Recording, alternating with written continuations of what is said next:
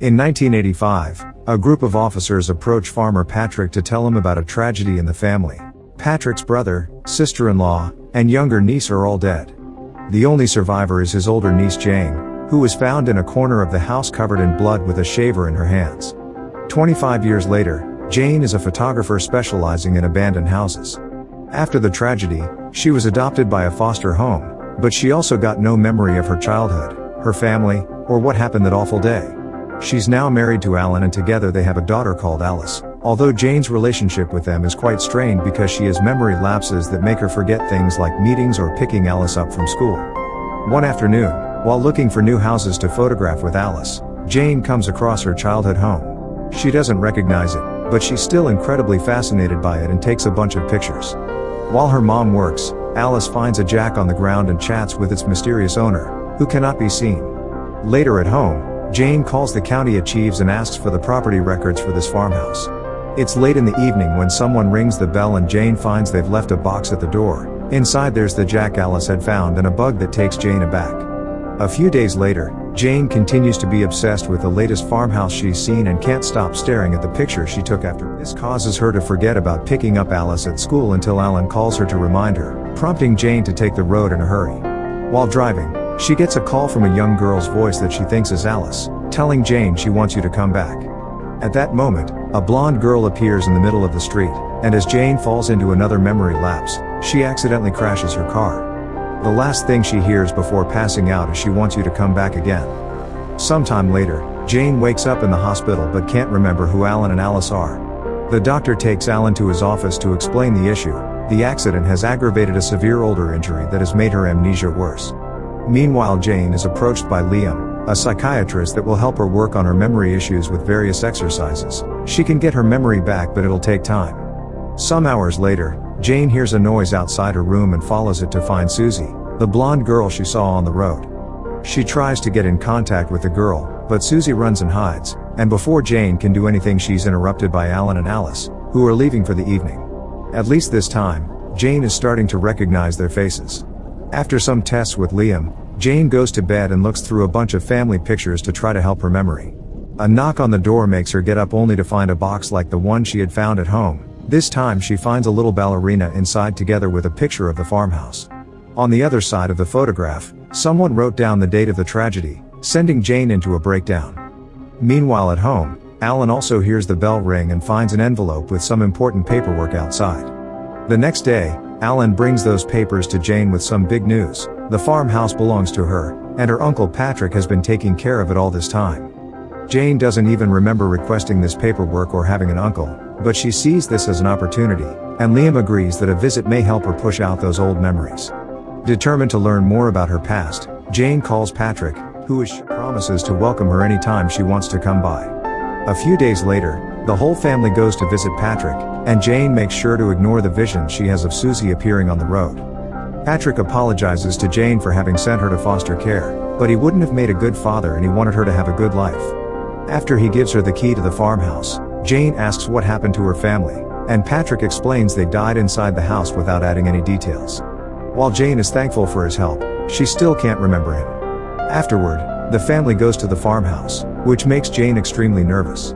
She leaves the building through the back door to catch some air only to hear a weird noise, and when she follows it to the middle of the field, she finds a red balloon holding a key and a little note welcoming her home. Meanwhile, Alan and Alice explore the house and finds Jane's childhood room. There's another room belonging to Jane's sister and Alan has to find the hidden key to unlock it. Inside they find an old music box that Alice can't open and a few other toys. On their way out, Alan forgets the key inside and the door gets locked again on its own. The following day, the family goes to explore the nearest town. Jane visits an antique store, where clerk Jennifer subtly guides her to a framed newspaper page from 1985 containing an article about the tragedy that had been responsible. At that moment, Jane gets a call from Liam because they were supposed to have an appointment today. Liam's proud to hear she's working on her memories, but he also swears he's at his office, which contradicts the fact Jane can now see him in the store.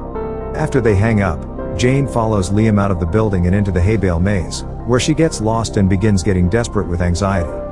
In the end, she gives up and leaves the maze by breaking one of its walls. Then Jane rushes back to her car, where she finds another little box waiting for her. At first she tries to ignore it, but curiosity gets the better of her and makes her open it anyway. Inside the box, Jane finds half a picture where she can see her younger self, her mother with a blurry face, and Susie, who turns out to be her sister. Later at home, Jane's sleeping is interrupted by Alice, who asks her to be quiet because they'll hear her. Confused, Jane follows Alice to Susie's room, where she sees a memory of her mother giving her sister the music box. Suddenly, her daughter says Alice isn't really there now, and the ghosts of her mother and Susie turn towards Jane, who notices Susie has a tool in her hands. Scared, Jane runs away to her old room, where she sees her younger self and finds a shaver in her hands appearing out of nowhere. Desperate and afraid, Jane returns to the main room to try to wake Alan up, but he stays asleep while Susie crawls out from the under the bed, saying Jane has come to find them. Jane runs to hide in the closet, but Susie finds her there too. After lots of struggling, Susie ends up on the floor with Jane's hands on her, and the moment Jane blinks, she finds herself in Alice's room with her hands around her daughter. Thankfully, Alice wakes up and shakes her mother out of her mind lapse before sending her back to her own room, where Jane doesn't see Susie anymore but does find a jack on the floor. The next day, Jane goes to see Patrick. Patrick explains his brother had been a drunk with a bit of a temper, but he worked hard and never hurt his family, and unfortunately, the only person that knows what happened the day of the tragedy is Jane herself. Later during breakfast, Alice notices Jane is tired and says she's sorry Susie kept her up last night, but before Jane can ask her what she means, Alan comes over and Jane asks him to take Alice to the lake. She thinks the house is making her feel worse, so she wants to go home after Alice gets her wish. Once Alan and Alice are gone, Jane goes to Susie's room, opening it with the key that came with the balloon. After looking around for a while, she sees Susie through the window entering the old barn and decides to follow her. In the old barn, Jane finds their old sheet fort, which has a box with various objects including Susie's asthma medicine, a Swiss knife, and a little key Jane takes with her. Suddenly, Susie appears to tell Jane she shouldn't be there, she should be hiding because the monster is coming. Then, Susie guides Jane inside the fort and tells her to run. Jane does so until she moves the sheets aside and finds herself in the middle. On the ground, there's an open box with an old shaver. Meanwhile, Alice tells Alan of some weird dreams she's had. An old lady told her Jane may hurt her, but Alice doesn't believe it because she knows the real danger is the monster in the bedroom. A few hours later, the family begins packing their things, unaware that Liam is watching from afar. Jane can't stop looking at the old picture only to be interrupted when she hears Alice running toward the old barn. When she follows her there, Jane finds out it's actually Susie, who tells her they can't let her leave. Suddenly, the real Alice appears behind her, and Jane's so anxious and scared that she unconsciously puts her hands around Alice. Fortunately, Alan shows up before she can do anything stupid, and while Alice runs back to the house, Alan begins yelling at Jane for hurting their daughter as they follow her out. To their surprise, they find the Swiss knife from the barn stuck in one of the car wheels, which is now flat. Jane swears she didn't do it, and their argument is interrupted when Alice suddenly begins yelling inside the house, asking for help. When her parents reach her, she explains she had been chased by a man that she calls the monster under the bed, then she begins to have an asthma attack. This is the first time it happens, but Jane recognizes it because Susie used to go through the same. Alan picks Alice up and rushes downstairs, only to find the front door locked. Jane remembers Susie's words and steps back, which instantly opens the door because the ghosts only want her to stay. While Alan asks a passing car for help to take Alice to the hospital, Jane explores the house looking for answers, and finds saying tag, "You are it." As soon as Jane accepts to play, Susie shows up and guides her to her room, where Jane opens the music box with the little key from the barn. Inside she finds two ballerinas like the one she got in the box and the other half of the picture, which reveals Liam as Jane's dad. Before she can process the meaning of this, Susie makes Jane hide with her under the bed because the monster is coming, and at that moment, Patrick enters the room, bringing gifts for Susie inside those same small boxes. Jane runs out of the bedroom, afraid of what comes next, but Liam shows up and makes her stay so she can finally understand.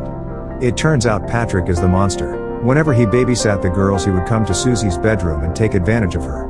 The night of the tragedy, young Jane had been hiding under Susie's bed and had to see it all. Their parents came home earlier than expected, and Liam immediately fell asleep on the couch. Their mother, who turned out to be Jennifer, heard Susie's attempts at asking for help and went upstairs with a tool in hand. As soon as Patrick saw her, he fought her for the tool and ended up killing her, dropping her on the floor for Jane to see. The awful situation triggered one of Susie's asthma attacks. Patrick went after young Jane, who had enough and was trying to escape. While the noises finally woke Liam up, young Jane hid in the bathroom and grabbed the shaver, So when Patrick came closer, she hurt him with it before running away again. On her way downstairs, Jane bumped into Liam, causing them both to fall and hit the floor. The violent landing instantly killed Liam and hurt Jane's head, explaining the amnesia. After seeing his brother dead, Patrick went to check on Susie, but it was too late for her as well. The asthma attack killed her. To avoid getting in trouble, Patrick grabbed the tool and put it in Liam's hand before leaving. Shortly after, Jane woke up and the shock of seeing her dead father made her so scared that she ran to hide in the corner, where the cops found her later. Back in the present, Liam explains he didn't tell Jane these things directly because he needed her to be here to set the ghost free. In tears, Jane apologizes to her family, who disappear when Alan finally comes back. He explains Alice is better and he left her with Patrick, which makes Jane worry for the safety of her daughter and force the car. Meanwhile, Patrick is starting to talk inappropriately to Alice, making her promise she won't tell anyone about the game he'll show her and accidentally calling her Susie. When he hears Alan and Jane arrive, he grabs a firearm and takes Alice to the barn, shooting when Alan tries to come closer. Since Patrick's eyes are on Alan, Jane gets to approach him from behind without him noticing, and she knocks him out with a shovel. Moments later, Patrick wakes up in Susie's room with his hands tied, and Jane leaves him there with the door locked so the ghosts can finally have their revenge. Now that her memories are back, Jane has no issues with visiting her family's grave, where she leaves the old picture to close this chapter of her past and start a better life with Alan and Alice. Meanwhile, in the old farmhouse, nobody can hear Patrick's screams asking for help. Make sure to subscribe and turn on notifications so you can watch more videos like this. Thanks for watching.